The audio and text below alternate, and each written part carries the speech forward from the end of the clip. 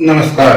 अपनी वैश्विक वित्तीय क्षमताओं को बढ़ाने के लिए एक रणनीतिक कदम में ओएनजीसी की विदेशी शाखा ओएनजीसी विदेश लिमिटेड (ओवीएल) ने Gujarat international finance tech city gift city में एक वैश्विक ट्रेजरी सेंटर का उद्घाटन किया है। नवगठित सहायक company OVL overseas (IFSC) limited 15 देशों में फैली स्टेप डाउन सहायक कंपनियों सहित 25 सहायक कंपनियों में फैले धन को समेकित करने के लिए एक महत्वपूर्ण केंद्र के रूप में काम करेगी। यह पहल ओएनजीसी विदेश के अपनी विविध विदेशी परिसंपत्तियों से 2040 तक 40 मिलियन मीट्रिक टन तेल और उसके बराबर तेल का उत्पादन करने के महत्वाकांक्षी लक्ष्य के अनुरूप है।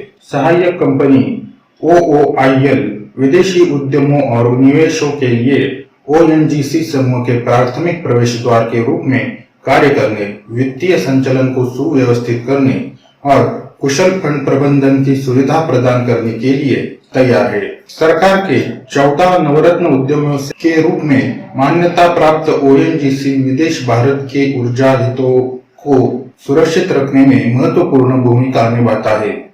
ओएनजीसी विदेश का प्राथमिक ध्यान भारत के बाहर तेल और गैस क्षेत्रों की खोज और विकास पर है, जिसमें 15 देशों में 32 तेल और गैस परिसंपत्तियों में भागीदारी है।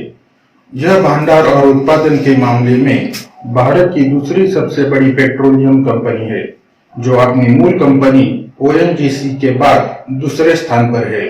बहुसेवा विशेष आर्थिक क्षेत्र के रूप में डिजाइन किया गया गिफ्ट सिटी ओएनजीसी विदेश के वैश्विक ट्रेजरी सेंटर के लिए पसंदीदा स्थान के रूप में उभर रहा है।